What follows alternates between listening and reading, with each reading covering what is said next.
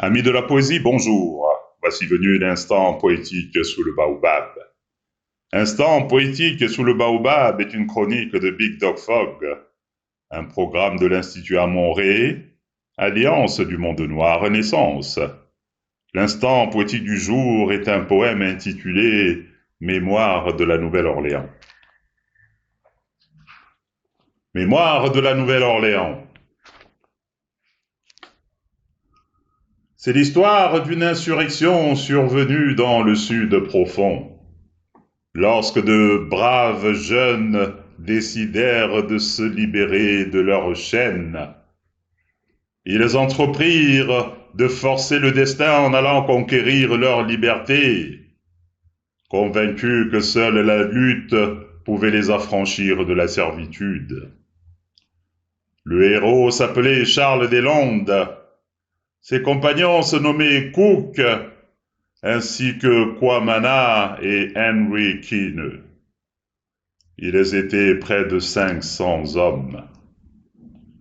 Ils agissaient en écho à la révolte des esclaves d'Haïti, en résonance avec la lutte de Toussaint Louverture, de Jean-Jacques Dessalines et de tous les autres, la lutte victorieuse de la première nation noire.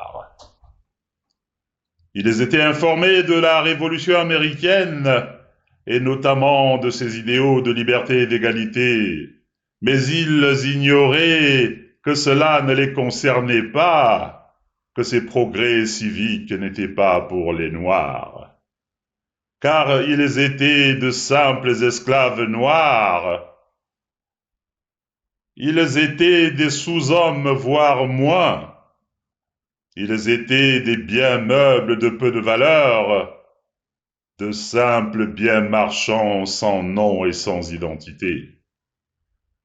Charles fut loué par son propriétaire nommé Deslandes pour travailler dans la plantation du colonel Andry. Charles Deslandes était un jeune homme d'à peine 22 ans, mais il avait pour ambition de libérer la Nouvelle-Orléans.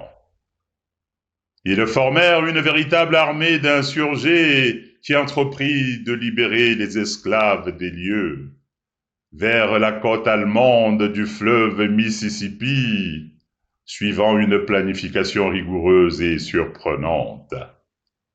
L'audace et l'héroïsme de ces braves gens furent remarquables, car ils n'avaient pour seule arme que leurs outils agricoles. Des houes, des fouets, des haches et des couteaux à canne. Malheureusement, ils seront renvoyés aux oubliettes de l'histoire. Et pourtant, ils firent courageusement face dans une lutte inégale.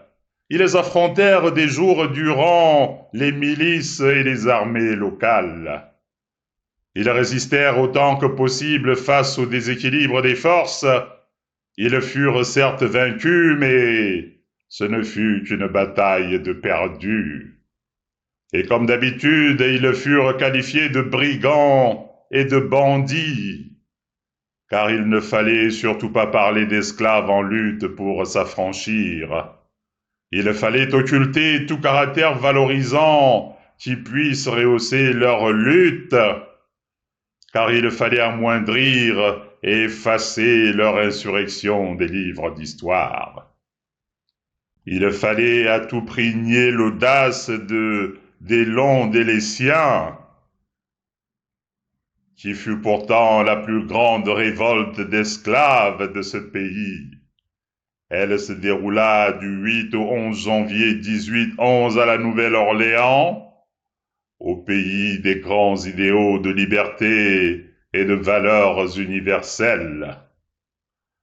La presse ne parla jamais d'insurrection ni de liberté, car cela eût été trop élogieux pour de simples esclaves.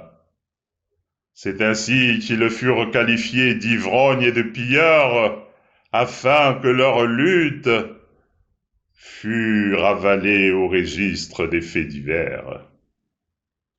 Charles et ses compagnons furent en réalité des héros et des martyrs, des victimes qui firent l'objet d'une inversion accusatoire flagrante. Car à la vérité, les brigands et les bandits, ce furent leurs bourreaux. Ces gens qui rasièrent et déportèrent les Noirs pour ensuite les esclavagiser. Charles et ses compagnons furent des victimes de ces gens qui surgirent un jour pour les capturer. Alors qu'ils menaient une vie paisible et heureuse, c'est pourquoi ils eurent tant d'ardeur à se libérer. C'est pourquoi ils étaient légitimes dans leur démarche libératoire. Et à ce jour, leurs descendants sont toujours en attente de réparation. Tout comme leurs frères qui furent victimes de la colonisation et qui connurent des siècles d'exploitation et de spoliation. Car l'insurrection ne fut que la conséquence d'actes antérieurs, à savoir l'esclavage et les siècles de travail forcé et non rémunéré. Car la cause fut la traite des êtres humains et leur mise en esclavage, une pratique inhumaine qui a servi à un peuple paisible et pacifique. Cook appartenait à la plantation de James Brown. Déterminé et fougueux, il fut l'autre commandant du groupe. Charles travaillait dans la plantation de Manuel Andry. Impétueux et stratège, il organisa et conduisit l'insurrection. La révolte fut réprimée dans un horrible bain de sang, et c'est ainsi que de nombreux insurgés furent fusillés, sans compter les victimes collatérales qui passaient par là. Ils furent victimes de leur couleur ou de leur statut d'esclaves. Les représailles furent brutales, massives et inhumaines, car les châtiments se voulaient exemplaires et dissuasifs. Ils reçurent un traitement conforme à leur statut d'esclaves. Les insurgés tombèrent par centaines selon des décomptes biaisés. Charles Deslandes fut torturé avant sa mise à mort, car il se vit trancher les mains avant d'être brûlé vif. Nombre de ses compagnons furent également exécutés. Ils luttaient tous pour l'affirmation des Noirs dits créoles. Les têtes furent tranchées et plantées sur des pics. Elles furent exposées le long de la route sur près de 100 kilomètres. Soit une démonstration en guise d'avertissement aux esclaves, une entreprise d'intimidation vaine qui n'arrêta pas les révoltes. Je vous remercie pour votre écoute. L'instant poétique du jour est un poème tiré du recueil Les Passerelles Noires, publié aux éditions du Net.